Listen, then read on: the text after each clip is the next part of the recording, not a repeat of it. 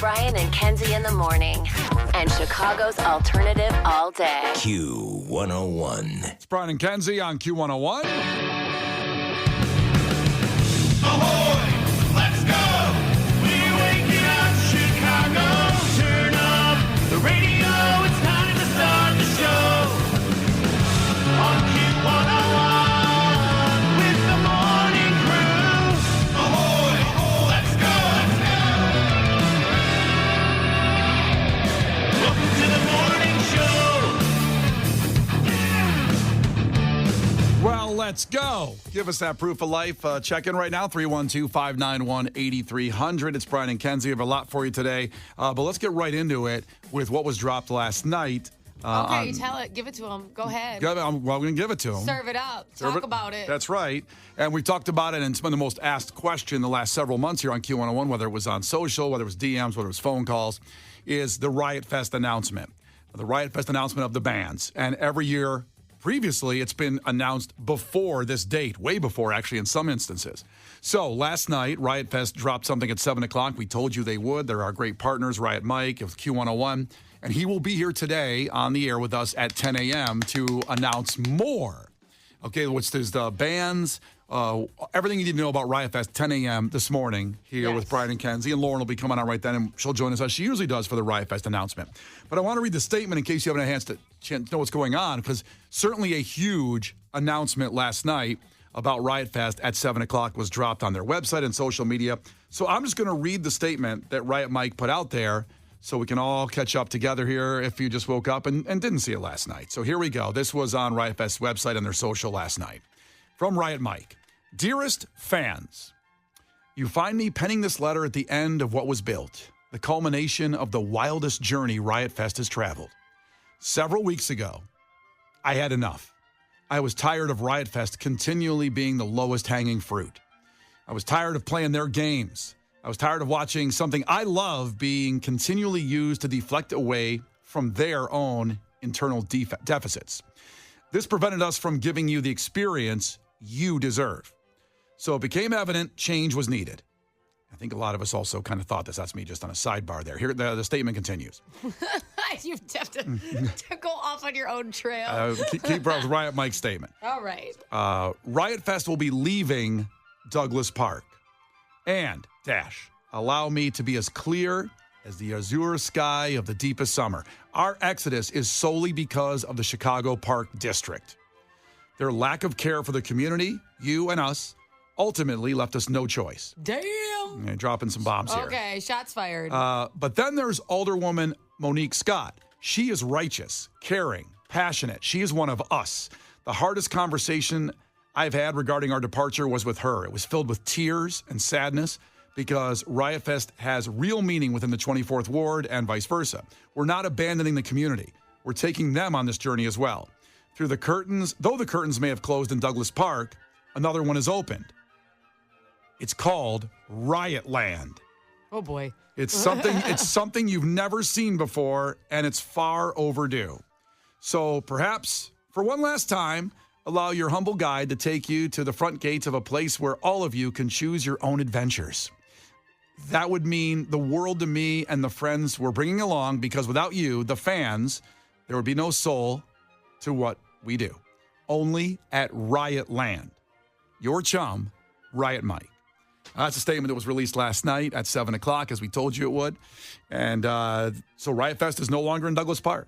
And this has been off conversation for the last several years. They've had to fight in a situation. And listen, we don't know all the behind-the-scenes stuff that went on for this fight, but some of it was made public. And the park situation of Riot Fest being there and some of the neighborhood issues. And so this is it. They're moving out. And they doesn't mince any words there in a statement about why it's going away.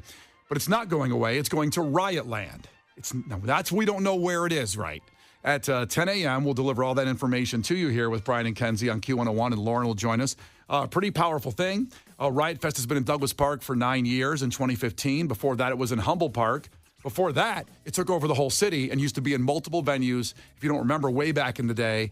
And that's when it started as Riot Fest, but it would be in, like, everything in town. It was so cool. And then, of course, it just grew and grew and grew. And so now I am pretty fired up to see what Riot Land is. Do you think it's going to be like permanent? Like Riot Land sounds like an amusement park. I had no idea. I'm like it's a year-round festival. Yeah. 24/7 bands. Well, we do know the dates already of Riot Fest, and we do know that Slayer is there. That's the official announcement of what's been announced. There's been a lot of speculation, and we're not going to get into that now. We're going to let Riot Mike do all that at 10. We don't really know where Slayer is, though. He said we know Slayer's there, but where is Slayer? Slayer will be performing in Riot Land. You must find Slayer in That's Riot right. Land. Yeah.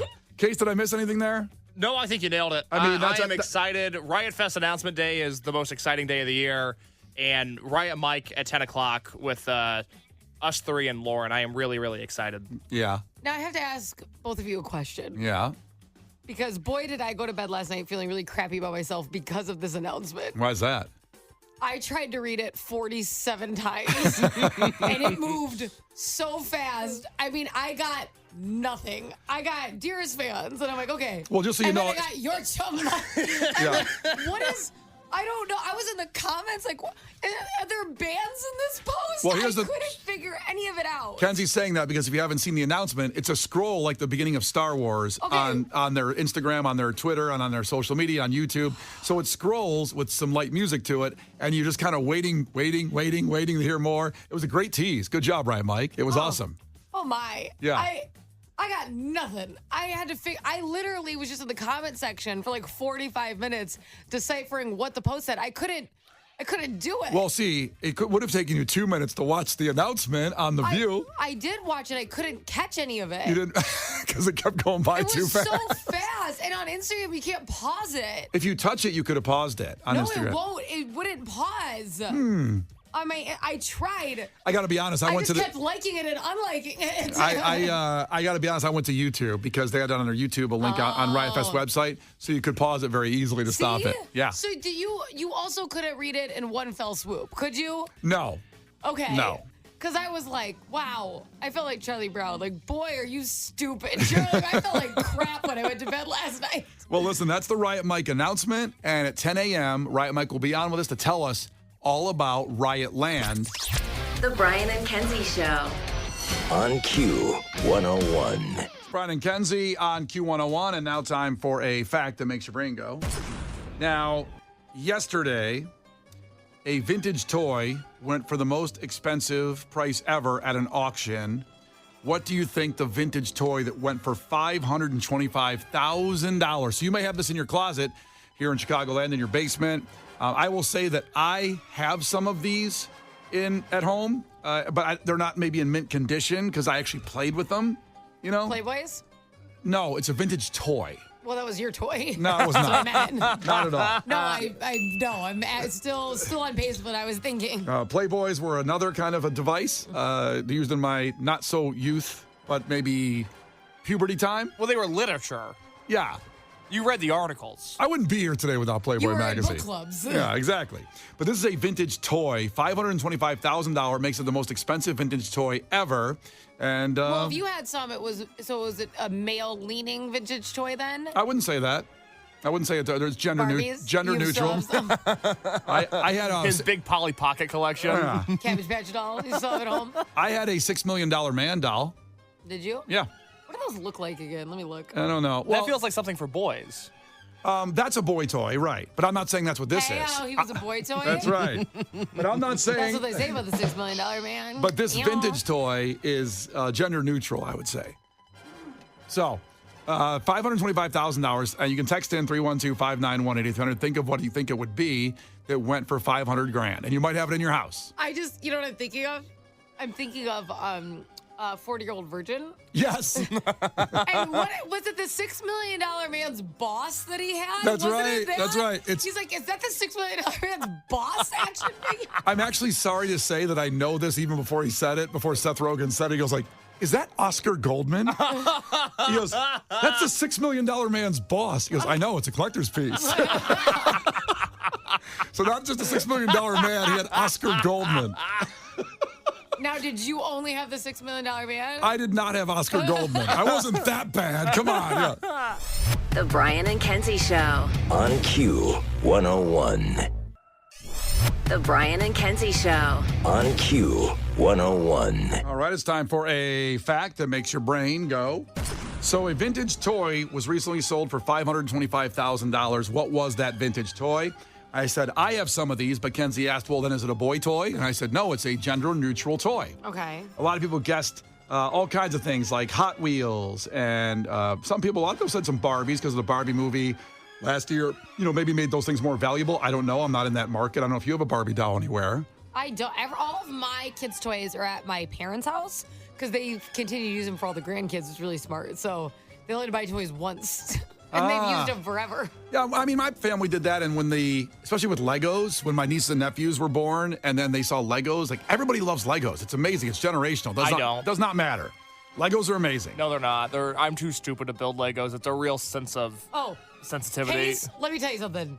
The worst is when the kids are relying on you because they're just staring at you and they're too young to find out that you don't know that much. Yeah. That sucks. And one time I built the entire thing backwards and I'm like, well, it still works. I don't know. I don't know why this is over here. I followed the directions. Just use it. Well, you can buy the Lego sets and, they're just like build a house, not the Millennium Falcon. No, they're all hard. They're all hard. I have a brother. He's 3 years older than me. He is a master Lego builder. For Christmas every year, he gets Lego sets. That's what he likes doing. He loves it. Huh. I felt too stupid as a child to play with Legos. Well, you know what? We don't have time to get in that therapy at this point. Because it sounds like that's going to take a while. Brian just told me to talk to the hand. He told you to seek help. You're very hard on yourself saying you're too stupid to do Legos. It very makes me sad. I'm only speaking the truth.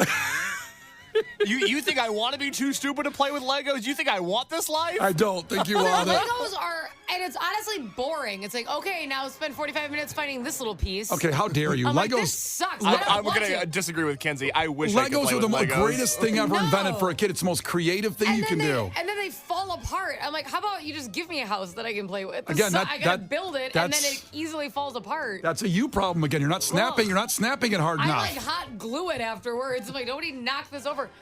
Tristan knocked one over once. I'm like, what's it? Go, you're done. I don't know. If you don't like Legos, you should be on some list. That's all I'm saying. Wow, so you want me to die because I don't like Legos? I didn't say That's that. Nice. That's really nice, Brian. How do you know what my list is? A list of what? Extra Christmas presents? What's the list mean? My list might be you should be watched for future behavior. I don't enjoy them. And you just wait until Harper starts getting these massive kits and you got to build this crap and they run away with the bag into a different room and then you're like, well, we're missing a piece. Sorry You know what? about it. I will enjoy every second of it. I live for Legos. But that's not what this is, by the way. $525,000. It was not Legos. It was not Hot Wheels. It was an original Star Wars Boba Fett action figure from 1979. It went for $525,000. There was a previous record for a Boba Fett that was $236,000. Now, let me look up what that looks like. Boba Fett. You don't know Star Wars at all, correct? Not a thing. So I know they had lightsabers. They did have lightsabers. Boba Fett was a very iconic, I would call him an underground punk rock character of Star Wars. Because this isn't what I imagined. I thought it was the big slimy thing. I thought that was Boba Fett. Oh, Jabba the Hutt? That's what I thought. I'm like, that action figure? No. However, Boba Fett worked for that guy. Really? That guy had power? Oh, he had a lot of power. Really? Yes, he did. I didn't see that coming. I gotta be honest. He was kind of like a mob boss. Jabba the Hutt. Slimy, big fat thing? Yes, Jabba the Hutt was like a mob boss of He the had a universe. sex slave, Kenzie. He doesn't even have arms. How do you? He actually did have He arms. had little arms. Yeah? He got like a T-Rex. Yeah. Well, I gotta be honest. I also feel like I don't look at him and think he could have sex. Well, they never show it, but they show Princess Leia in a very Princess tiny bikini. Leia's his sex slave? For one part of the third movie. Well, the third movie made, Like, I is should that say. where she came from? Like, that's her origin story? Like, she was raised to be his sex slave? No. No, she came from Naboo. Yeah. See Is what that happened? somebody else's sex slave? It's a planet. No, And she came from Alderaan, not Naboo. I apologize. here's what happens in Wrigleyville when you see like Halloween and the girls are wearing like a lot of times almost nothing. It's the Princess Leia sex slave No, outfit. I've seen that because in Friends, it's his fantasy and Rachel dresses as Yes. that. I remember that. Yes. I just thought she wore that. I didn't know it was because she was having sex with a slimy slug. They never say she had sex with him. She was chained with a collar, and he held the collar of a chain to her near near him, but they never showed sexual relations of Princess Leia and Jabba the Hutt. Do you know how funny it would be if there was just one scene where Jabba is getting it on in Star Wars? But there's no body part on him that can do that. If it's the story of Star Wars, but also Jabba the Hutt's getting it. It's like an episode of Entourage for a second. Like you say, Kenzie, you don't see the body part, but it could be like, some men out there have a big shed for their tool and you can't see it. So Jabba's got a big shed. Listen, I am looking at it. I'm looking at his shed right now, and there's nothing. It's because it's also flat. Yeah. I don't think he has a tool. Well, what a waste of a sex slave. it's one of the mysteries of life.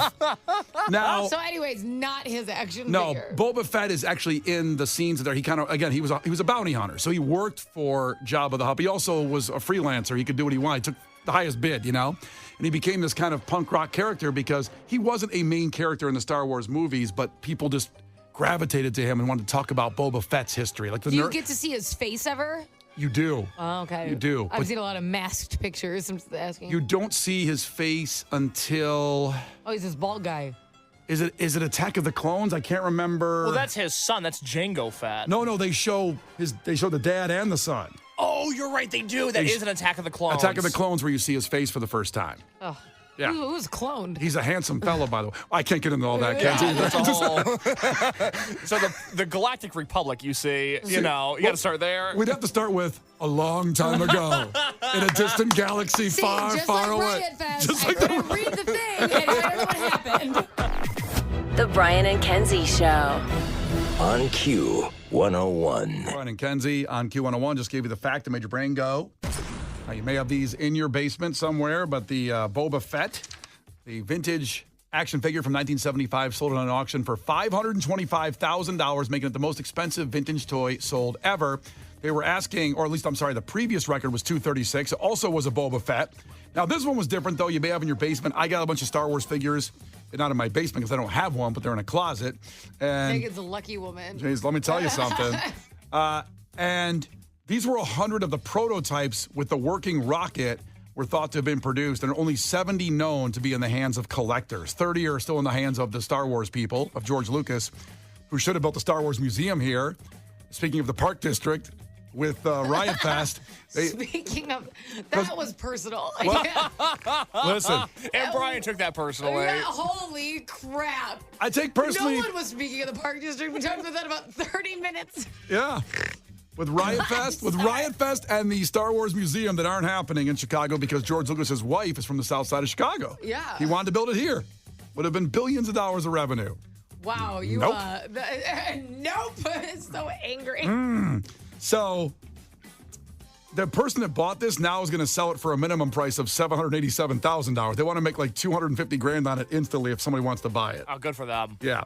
Now, Kenzie brought up the point, not a Star Wars person, didn't understand about Jabba the Hutt and Boba Fett. I said worked for Jabba the Hutt as a bounty hunter. And then we talked about Princess Leia being a sex slave of Jabba the Hutt. She Googled Jabba the Hutt and said, how did he have sex? He's got a big shed. I'm not sure there's a tool under there. Okay. I don't think there's any fruit in that loom, if you get what I'm saying. Now, someone sent a screenshot of talking about Hutts in general. Jabba the Hutt, they're extremely long-lived and reproduce asexually, nursing their young in pouches like those of marsupials, like kangaroos. Hutts have separate sexes in canon, no longer being hermaphroditic, but they were in the legends continually. I'm not sure what that means. According to legends, all members of the species are hermaphroditic, like a hermaphrodite. Like Which I think you just have sex. I think that means with yourself? Yeah, I think. You reproduce by yourself. Okay. I think that's what that means. Isn't a hermaphrodite when you have both? Yes, parts? both parts, and I think So that's how you produce So they're trying to asexual? say they reproduce that way. Wow.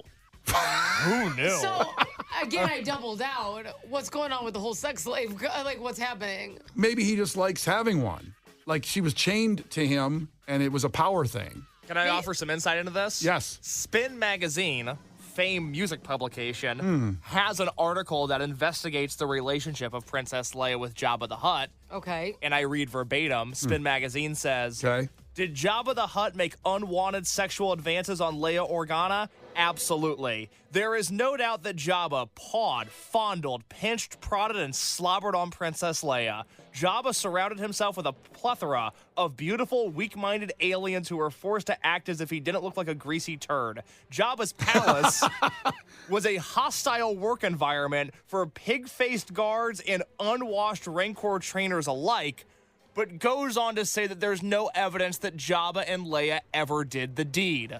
Well, because he can't. Yeah. What a waste. But he grabbed and fondled and licked. Do you think? Pinched. I don't understand the point if you're just gonna sleep with yourself after all that. But Well, foreplay? My man. She's very tiny. I just looked her up. Yeah. She's a very skinny lady. Yeah. And I'm like, do you think like this was his version of like a hairless cat? Because she was like so little and slinky, and I was like, maybe it was more like a pet. You guys made it all perverted. He just wanted like an animal. Do you think that's not perverted? What you're saying? I think he's not human, so I like just so this is his version Right. of like a companion. Sadly, we'll never know. We can't talk to Jabba because, spoiler alert, he's not around anymore. Well, I don't think he ever existed. Oh, he did. Yeah, he did. Yeah, It absolutely. wasn't like this horrible sludgy thing was born, and they're like, boy, do we have the role of a lifetime for you. You're not going to believe this. Well, this led us to the conversation of, the Star Wars vintage action figure being sold, and it reminded Kenzie of the scene in 40-Year-Old Virgin when Seth Rogen goes over and $6 Million Man. I was a big fan of that show. Oscar Goldman, yeah? Is that the $6 Million Man's boss? It's Oscar Goldman. Why do you have that? That's worth a lot of money. That's much more valuable than Steve Austin. Well, that may be the case, but none of this is sexy, okay? I'm not trying to be sexy, man. I mean, there's Asia? You framed an Asia poster? How hard did the people at the frame store laugh when you brought this in? They did not laugh at me. All right, time for Gil Curtis with your headlines. This is not headline news. Hunter Biden was convicted on 3 felony gun charges. Hunter said he was disappointed in the verdict, but not as disappointed as the one time a guy sold him rock candy instead of crack. Spirit Airlines may file for bankruptcy. They were supposed to file last week, but typical Spirit, everything ran late. Banana company Chiquita has been found liable for financing a Colombian paramilitary group. Of course, they plan to appeal. And Joey Chestnut will not be allowed to compete in Nathan's hot dog eating contest because he has a deal with a company making vegan hot dogs. Terrible news. I mean the fact that there are vegan hot dogs. This is not headline news. Brian and Kenzie in the morning. And Chicago's alternative all day. Q101.